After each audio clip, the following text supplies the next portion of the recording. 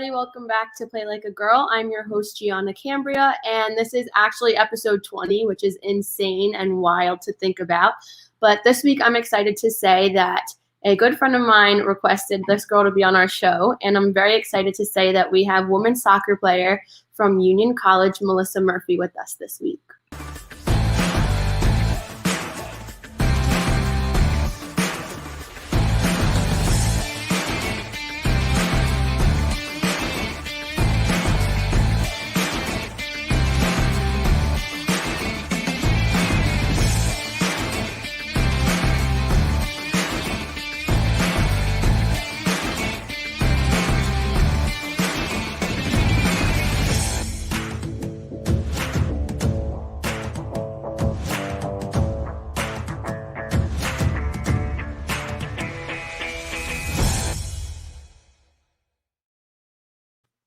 Hi, Melissa. How are you?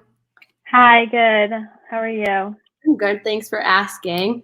I'm very excited to have you on the show because Brendan is a very good friend of mine, and he told me that you would be great to have conversation with, and you just love this type of stuff. So I'm really excited that you're here. Yes, I'm really excited that you have me on. All right. So my first question is, how did you get into soccer? So I started playing when I was 4 years old. I just did like the rec league that all the kids that your parents just like kind of throw you in, and I just started from there. And soccer was like my main consistent sport. Like I tried different sports like gymnastics. I tried softball. I tried tennis. Like I tried all the sports, but soccer was really the one that stuck. So I started playing, just town team for a while. And then when I was 11, a coach came up to me and wanted me on her travel team. So that's when it really got serious for me, around like age 12. And I started playing travel team. And that's what led me here. No, that's great though. It was kind of the same with me in softball. I wasn't so serious about it until I tried out for my first travel team, and then when I made it, I was like, "Oh my God, wow, I can actually do this." Yeah, yeah. So at what age would you say this was the sport, or you realized that this was a sport you wanted to pursue to your college level? Honestly, I think early on, I would say like middle school, I just really couldn't see myself quitting. I just loved being a student athlete. Like I just loved the lifestyle, and I loved playing. I loved the game. So even as a freshman in high school, I was already looking at schools. I was already talking to coaches, and just really trying to find a school that had soccer and the academic side. And then once I got into junior year, I didn't know if I wanted to play. It was kind of getting a lot. And then I found Union. The coach reached out to me, and it was just a perfect marriage between soccer and academics. And that's when I really was like, okay, this is actually what I want to do. Like once the opportunity was presented to me, I was like, this is perfect. Yeah, I definitely agree. Also, I wanted to say, when I was talking to other athletes on the team, a big realization or a big reason as to why they chose the school they went to when they were considering them was because of their coaches and the athletic program, as well as how it all merged together with, school. So, right. Yeah. I mean, yeah, definitely. Would you say that would you say that when you first got into it, it was hard to cope with everything, and then you found how to do it later on? Like when I first got to college? Yeah. Yeah, so for soccer, especially since we're in the fall, I actually got to college 3 weeks before any other students were on campus because we had a preseason.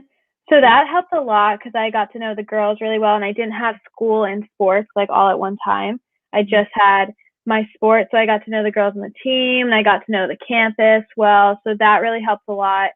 But it's definitely an adjustment as soon as school starts. It's really tiring. It's long days. Like you have to really be committed to what you're doing to enjoy it, and that. So that was, but then eventually it just got in. No, I think you froze. Oh, can you hear me? Oh, can you hear me now? Yeah, I can hear you. I thought, okay. So I heard half of what you were saying, but yeah, so it was kind of difficult. And then as you were moving on, you were doing time management better and it helped you a lot. Basically was what you were saying, right? Yeah, once it became my routine, it was a lot easier to go through days. Okay, good. So moving on, I mean, going back to that because I was going to ask you that further in, but when you like playing soccer, was there ever a coach or a family member that inspired you or that pushed you to pursue the sport more than any other sport, or like is that why you stayed with soccer? I think my coaches have been a big influence. Even my coach, so I had the same coach from when I was like 12 to like 17, and he really was like committed to my career and having me play. And I had another coach who I would train with on the side, and she helped me all through my recruiting. They would reach out to coaches for me, like college coaches for me, and they really were committed to making me play, which made me excited to play because I was like, oh, these coaches really believe I can do this. So then it made me believe that I could do it. So that really helped a lot. And then my parents just supported whatever would make me happy. So I think the two coaches I had really pushed me to do that. Yeah. I feel you too because when I also skated and I did softball, but the coaches that I had such a huge impact on me. And if it wasn't for them, I probably wouldn't have pursued my sport to the extent that I did. But so when you were talking about your one coach that you had for that significant amount of years, was he your personal coach or was he like your team coach for that long? He was my team coach. And the girls I stayed with were all on the same team. Like we kind of like grew up together. So that also was a great support system because we all kind of progressed and grew up together with that same coach. So that also made it a really good experience. So it made me like soccer more. Yeah. No, yeah, I definitely agree with you on that one because having just growing up with the teammates for such a long time was also huge, and it made us like stay. Like I feel like the longer you stay with your teammates, the more you get used to playing with one another, and then the better you guys just are, you know? Yeah, and then just makes you like your sport more. Yeah, definitely. So did you? Because I know when I was like when I was trying to pursue softball, I had a private coach. Did you have a private coach that you went to for lessons, or did you just stay with your team coach?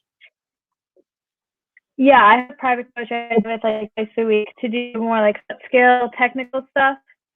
And she helped me a lot through my recruiting process. Yeah, no, that's great. So can you tell us a bit about like what your recruitment process was like? About what? Sorry, I missed what you asked.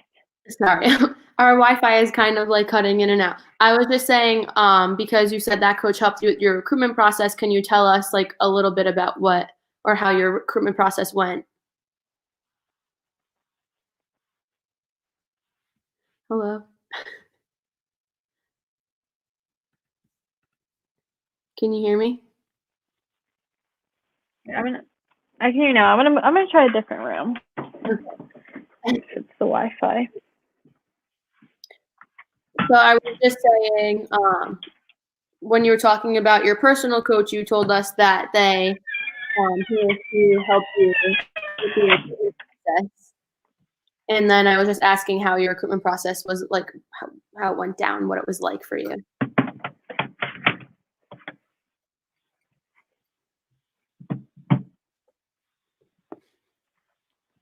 Can you hear me?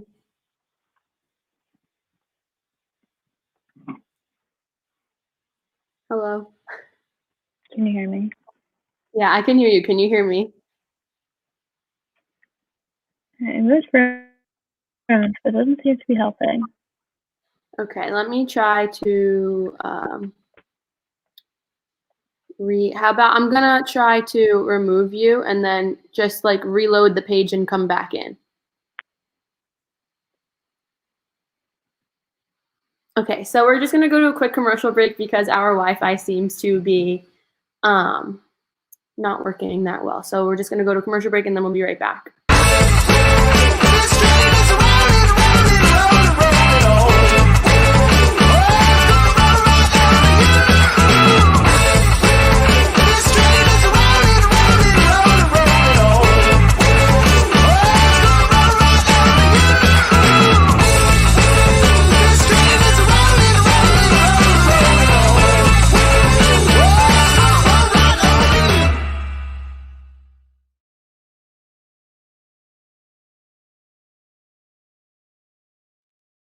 Hi guys, welcome back to episode 20 of Play Like a Girl. We have Melissa Murphy with us. We had a little bit of technical difficulties, but hopefully it will be better in 1 second. Hi, can you hear me? Hi. Yes, I can. That's better. I switched rooms. No, it's okay. Yeah. It's fine. That happens sometimes. So we went to commercial break when you were reloading your page, but the question that I was asking you when you didn't hear me, we were talking about your personal coach, and you told me that they helped you with your recruitment process. So I just wanted you to tell us how your recruitment process went down. Okay, so I had my coach, and then I also had someone else that was helping me with the academic side of looking for colleges. So I kind of made a list of colleges that I was interested in academic-wise, and then every time I went to a tournament or a showcase or something, I would email that coach and invite them to my games. Sometimes they came, sometimes they didn't, sometimes they didn't answer, sometimes they did answer, but I would send like a bunch of emails to as many schools as I could. I also went to some camps that coaches had at the school, and then I went to some camps where a bunch of coaches would just come and play. Just a lot of emailing, a lot of just talking to coaches, just putting yourself out there. And I think that is the biggest thing about getting recruited. It's very unlikely that you're just in a game playing and a coach just happens to see you and it happens to be the right school for you. It's a lot of networking and reaching out and talking to people. That is very true, and I agree with that. But also, networking is a huge part of just like growing up and getting a job in the future. So it's great to learn it from such a young stage when you're getting out of high school. Yes, that is true. Okay, so can you tell us what your day at Union looks like being a women's soccer player? Like from when you wake up to when you go to bed, if your season was COVID. Yeah.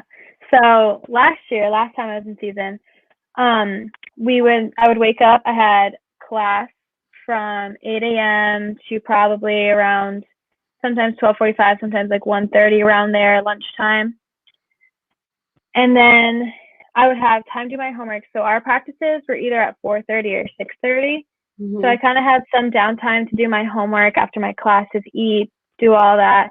And then I would go to practice. Our practices would usually be like 2 hours of just like a typical soccer practice, sometimes with conditioning in the beginning, but mainly just drills. The day before a game, we'd have walkthroughs, stuff like that. And then 3 times a week in the middle of the day, like around 12, we would have a team lift where we'd go to strength and conditioning gym, do a lift. So that would be before our practices. And then our games were typically on either Wednesdays or Saturdays. Okay. And Saturdays would typically be the game that we would travel. So we would go on a bus. In the most, it would be like 2.5-hour drive away. And so we'd go to the bus. We could stay over sometimes. Sometimes it was a day trip. And then Sundays was my big rest day. So. Okay. Well, it's good to have a rest day because it can get very being a student athlete. So I was just asking you, I asked that to the majority of the people that I have on the show because depending on your sport, it's so different because like I was talking to a wrestler and it was like every day, like 9 a.m. to 9 p.m. And I was like, okay, do you have a break? And she was like, no. And I was like, you need to take a break. Like just for your mental and your physical health, just one off day is good to have for what sport you play. Right. Yeah, definitely, for sure. So when I asked you that, I mentioned pre-COVID. What is one thing you miss the most from the pre-COVID season? I think just playing games. I can't remember the last time I played a full soccer game. Even when we were practicing, we never got to play full contact or full team. So it hasn't really felt like I've played soccer in a really long time. Yeah. And I think me and my friends were just talking about this the other day, who I'm on the team with. We miss just feeling like absolutely exhausted, like drained, like after an hour-and-a-half game that went into overtime and it was 1-1 the whole time and you're just working your butt off. Like I haven't felt that way in so long. So I think just that feeling is what I miss the most. Yeah, I agree with you, and I'm not even a student athlete. And like I literally just miss the regular days like waking up and not being like, I'm going to my living room today just to sit there for 12 hours and do nothing, you know? Right. Just stuff. Yeah. You know, being a student athlete during COVID has to be so difficult because you literally are going to school to play your sport, and there has been so many changes in such little time because our school, like the NCAA, has had so many changes, and the athletes don't know how to cope with it. So, can you tell us how you like got through the fast changes that just took place right after COVID happened? How did you and your team get through that? Yeah, it was a lot of emotions because really the decisions are made like day by day, like you were saying, like the changes are happening all the time. So at first we were having a season, and then we weren't having a season. Then we could practice every day, but then we couldn't. And it's just like a lot of back and forth, a lot of unknowns. But I think just trying to stay active, like trying to stay in the mindset of being an athlete, because some days I feel like I'm not even a student athlete. We would practice like 3 times a week instead of every day, no games, but just trying to really get into what you're doing. Like when you show up to practice, just really try to show up, even though it kind of feels like you're there for no reason, like really make a purpose out of it. And just keep like a routine, a healthy lifestyle, stay active, like make sure you go out and run and just stuff like that. Just try to make it feel as normal as possible. Yeah, definitely, for sure. It does get tiring just doing the same thing every day, and be active, get up, do something new every day, like you said, is great advice. But COVID has literally changed everything, and it sucks, you know? Like, there's everything on Twitter, everything for every. So I know, with the student athletes in my school, they have to get tested like 4 times a week before they go to an away game. Do you guys know what your protocol for that is yet? No, we don't even know if we're playing games. As part of the unknown. They're trying to have like a mini spring season, which then I think we would get tested twice a week, but definitely before we go away. But we really haven't heard much yet about that. I think they're still deciding whether we're going to have it or not. Which is so annoying. Yeah. When I get out on the field and run around and play, you know? Right. And then the fitness tests are so stressful because like none of us have been conditioning because we don't have anywhere to go. And it's like, it's a bunch of unknowns. But just keep your head up, because just keep practicing like as if there was a season. So you're ready for the fitness test, and you're ready for next season if there isn't a this season, Yeah, exactly. That's what I've been trying to do. So leaning away from COVID, because we have been talking about it for too long and it's making me depressed. Yeah. Let's talk about your injury, because I know you told me last season you had some injury. Can you tell us about it? Yeah. So I got injured probably maybe like spring of my junior year of high school, actually. Okay. And what was hard about it is it wasn't like a specific thing. Like I didn't like break an arm, like break my foot or like tear something. It was like I had a problem with my sciatic nerve and my muscles, and I had to like retrain my entire right leg basically. And it's pretty much recovered now, but that lasted a really long time. And it was just a lot of physical therapy, a lot of commitment, a lot of the annoying exercises that are boring that no one likes to do. Just every day I had to keep up with it. So yeah, I had to work through that. But as long as I do the exercises, then it feels good. But as soon as I stop doing the exercises, it starts hurting. Yeah. So it's really like, it's more of a mental thing to make sure I do them every day. It's mental. Having any injury, being a female athlete is very mental, because sometimes people are like, how am I going to get back from this? I don't even want to continue doing this. I don't want to keep trying, like blah, blah, blah. So how would you say, like you said you were telling yourself that you over and over again just kept doing it, even though it's when you stopped it hurt. So how would you tell anybody out there who's going through physical therapy right now that if they just like, what would you say to them to keep them going, to get them back into their season? I think I would just tell them that it will work eventually. Like you will feel good. Just while you're thinking of it, you really have to think of why you're doing it. You're like, I'm doing this because I want to feel better. Like there is progress that will be made if I do this. So if I do this today, it will better me for tomorrow. Just keep in mind your end goal while you're doing that stuff. And I think that will help me a lot. That pushes me a lot. Like, I love playing soccer. I want to get back. So that is why I'm doing this, because this is what I can control to get me back to where I want to be. Yeah, no, that's great advice. I just remember when I had an injury going to physical therapy every day. It was so close to my house that I walked there. And every time I was walking there, I was like, I do not want to take another step to get to that place. I cannot. Yeah. Also, because depending on the injury, like physical therapy it helps. Obviously, it's called therapy for a reason. But when I was going, it was for my knee, and I don't know what they were doing, but they had some machine, and it felt so painful. I was like, how is this helping? Like, is it supposed to help? And then, yeah, sometimes it is hard and painful. You just have to keep pushing through it. Yeah, just gotta trust that it will work. Okay, so getting away from that, I want to talk a little bit about Sarah Fuller, because obviously she had a background in soccer. You have a background in soccer. She's made history with her kicks and everything. Can you tell us how you feel about the Play Like a Girl movement, how you feel about Sarah Fuller and what has been going down in that area? Yeah, I just think it's honestly really cool to see that. And like, being a soccer player and like knowing a little bit about like a kicker in football, I clearly see that a soccer player can do that. A lot of people can't picture that, but I can. So I really think that she would be a very good player. It's not just because she's a girl.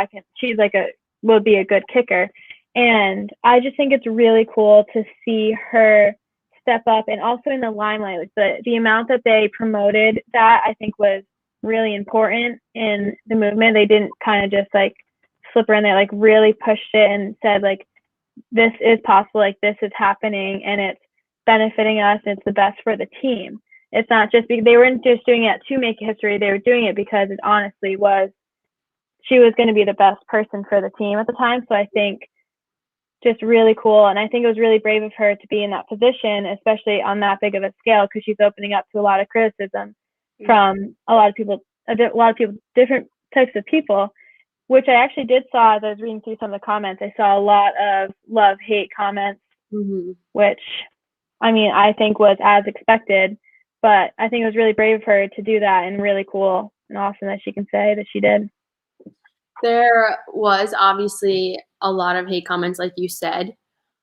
And I do remember, I don't know if it was her that was addressing them or somebody that was on her team, but what I was going to say. Okay, so somebody from her team did address it. That was a guy, and he was like, girls can do anything. They can put their money. Just because she's a girl and she's on a like male-dominated team doesn't mean she can't go kick a football and help us win a game. And so I had a high school athlete that was a soccer player and a football player on my show once.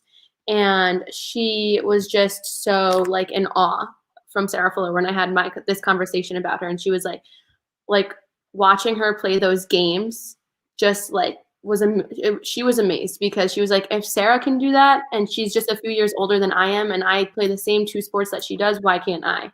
You know? Right. And yeah. I think her helmet, when it said "Play Like a Girl" on it, I think that's what the most important part of the movement that Sarah Fuller was trying to get through history was all about. What would you say, what was your reaction when you saw that her helmet said "Play Like a Girl"?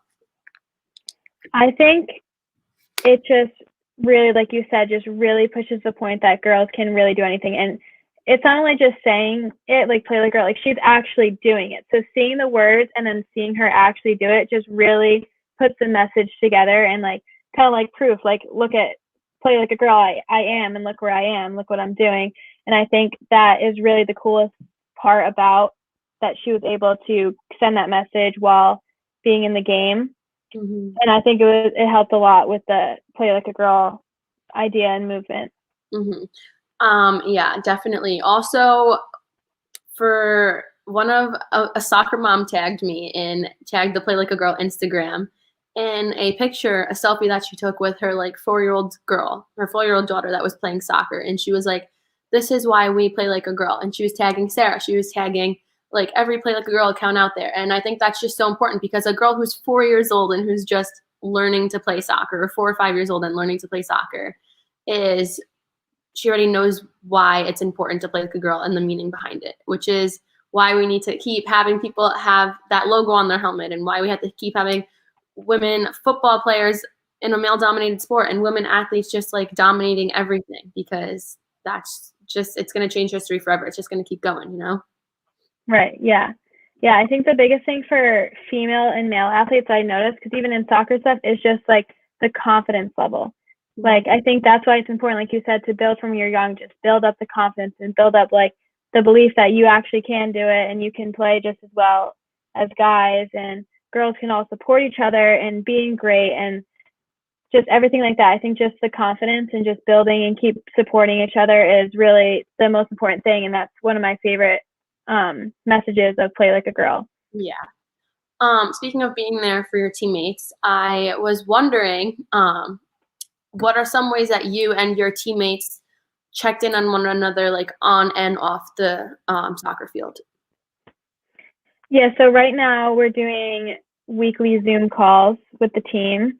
We're also doing a 10-day fitness challenge for people like who are out of quarantine and people who are on the team, just in general. So each day is a different exercise. It'll be like how many air squats you can do in a minute, how many jumping jacks you can get done in a minute, wall sit for a minute, just each day a new challenge. And we send videos in the group chat, and it kind of just feels like we're doing something together, even when we're apart. And then outside of COVID, just being with each other every day and just really getting to know each other personally instead of just on the field, it just helps you feel like there's people there for you all the time. I think there's a different relationship between just friends and then being teammates. That's just a different type of bond. It's a stronger bond, and it makes us play better on the field, which is awesome. Yeah, definitely. When you mentioned that group chat, I literally had so many memories jump back to me, because my group chat was one of my favorite things about being on a team, because you can go, like, that's used obviously for the game and for your sport, but just the conversations that you had with your teammates in a group chat or like on a bus ride is so fun. One of the best memories I remember recalling. Yeah, we have one without the coach, and last season we'd always send like random polls, like what's better with chips, guacamole or salsa, just random stuff like that, just to keep it light and joke around. And you get to know people in different ways through that fun stuff. So yeah, that was always fun. No, that's great. It's always good to have a bond with like every single girl on your team, because that's what keeps it going. So when I asked like my last question, I want to know like your perspective as to why like getting support from other female athletes is so crucial during like this day and age.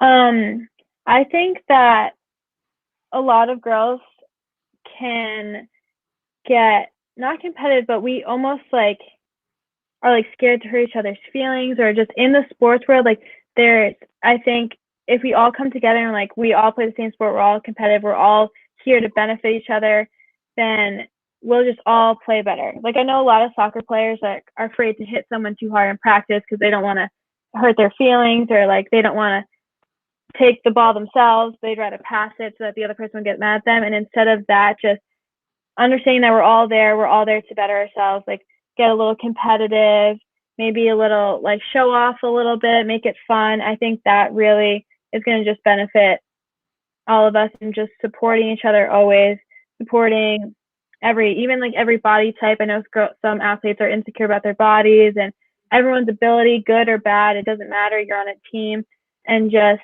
really getting the best out of everyone. Yeah, I think I agree 100% with that. And also, I was, like I said, I was a part of a team before, and one of like the main things that I remember taking out of it is that you have to be there for every single one of them were my best friends. So being there for your best friends on their best days and on their worst days, because even if you aren't there, you don't see them for a day because you don't have practice for that day, or you don't have conditioning for that day. And maybe that day is one of their worst days and their off days. Just checking up on them and seeing how they're doing can change their day completely and change their mood, because there's been so many instances where so many of my best friends were having a hard day, and I was like, hey, like, I'm here. You can talk to me. I know we haven't seen each other in 2 days, but like, you can talk to me and whatever, just let it all out. And I feel like those are like also one of the best things, because female athletes, when we were talking about how it was such a mental game before, just having somebody to talk to and communicate with that aren't your coaches but are your best friends is very important too, you know? Right. Yeah, I agree. Even just a small text, maybe like the day before, you know, someone's worried about the test they have the next day, even just sending a quick text, like, good luck on your test, or how'd that test go, like, goes a long way in the support system and feeling comfortable with each other. And it really does do a lot for your confidence and your mental health, like you were saying. Yeah, definitely. Yeah, I agree. So, what do you think it means to be a soccer player? If you had to define it, what would you say is the definition? I think being a soccer player is, the first thing that comes to my mind is just hard work. It's a hard sport to be naturally good at. It really does take a lot of effort, a lot of physical effort, a lot of mental studying of the game to be really good at it. So I think being a soccer player is being really committed, hardworking. It's a team sport, so you have to be supportive. You have to be quick thinking, tough, and you just have to know how to have fun with it. Because if you can't have fun with all those things, then it'll just bring it wear you down. Yeah, definitely. I think all those things define a good soccer player. My mom just said in the comments, I agree, with an exclamation point. So she that you made. Hi, Mom. So definitely, it is always important to have fun on the side, but also it's important to have a fun side and to have a side that's like, I'm going to do this. I'm here. I'm ready to do it. Right. Definitely, for sure. Because going back to like my career, I know like I'm not even still doing it, but when I was skating, and I had like my teammates with me, and we were setting up for a competition, I would like get on the ice and I'd feel like I was having a panic attack, because I was like, oh my God, there's hundreds of people watching me. I can't breathe, blah, blah. And then I would just look to my left and my right, and I would see my friends, and I'd be like, they're doing this with me. Like, it's not just Right. me. Team sport. Whatever happens, happens. We either fall together or we rise together. And that's just the most important thing about being in a team sport, is what I think. Right. Yeah. Exactly. I'd agree. So my last question, which is the question that I ask everybody on the show, obviously we're talking about Sarah Fuller and the Play Like a Girl movement, and the name of my podcast is called Play Like a Girl. Why do you think it's so important to play like a girl, and why is it important for the younger generations to understand that too? I know we talked about it a little bit before, but your perspective from it. Mm-hmm.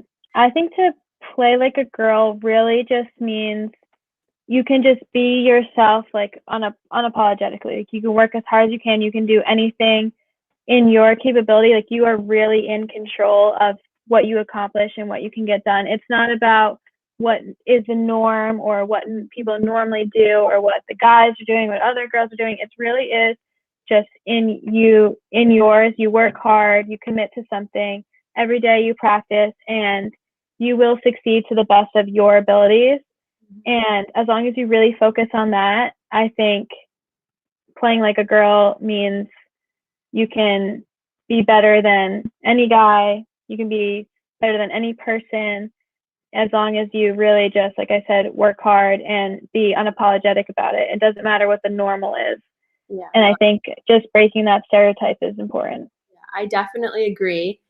And I feel like that was a great definition.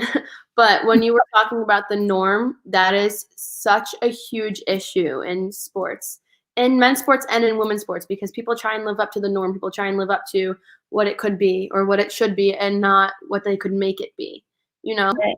like, don't play your sport, or don't do something because you saw somebody do that or you wanted to do it the exact same way. Like, do it because you know you can do it, and do it and practice it like that so you can do it the way you want to. Right. Yeah, exactly. That's why I like soccer, because the men's and the women's sport is the exact same rules, exact same field size, that same ball. So I loved playing co-ed. I remember I was on an indoor team with all guys, and then it was just me, and we were playing against all guys teams. And I would step on the field, and they would be like, "This is a joke," and then I would just play better than half the team. I remember a dad like came up to me and like fist pumped me because he like knew I played so much better than all them, and just the look on their faces, and they take you so much more seriously, and it's just an awesome feeling. And I think we're definitely working towards more girls doing that and more girls being comfortable doing that. I think a lot of girls get uncomfortable because they have that idea in mind. They're scared they're not going to be as good, or they're scared of what the boys think. And just really breaking that, I think, is important. And as soon as you do it, you realize that it's not true and you can play just as well as them. Honestly, don't be scared to break the norm. And that's Right. amazing that you did that because have you ever seen the movie She's the Man? Yeah. Yeah, that just reminded me so much of it. She literally Yeah. walked the field and dominated every single one of the boys and literally made them look like they have never kicked a soccer ball in their life. And I'm sure you did the same thing when you stepped on the field. Yeah. Yeah. That's a great example of playing like a girl, that movie. Mm-hmm. Yeah, if you guys haven't seen it, go watch it because it's honestly a really good movie. But Melissa, thank you so much for coming on the show. Do you have any like last minute questions or anything you want to say? No, I think we covered a lot, and just to all the girls out there, just never be afraid of what other people think of you, and just work your hardest is what I would say. Yes, definitely. Well, thank you so much for being on the show. I really enjoyed talking with you. Thank you. Thank you for having me. I had a lot of fun. No problem. Have a great night. You too. Bye now. Okay, well, that was Melissa. She was a great guest. I loved talking to her. She had a lot of great points to say about playing like a girl and the entire movement, which has just been escalated from here and will keep going up. But yeah, she is a friend of mine, and I hope I have her again on the show because I loved speaking with her. But make sure that you guys tune in to next week's episode 21 of Play Like a Girl, because we have another great guest who you guys are all going to love. As you all know, this is a podcast called Play Like a Girl for the girls, and I'll see you guys next week. Bye.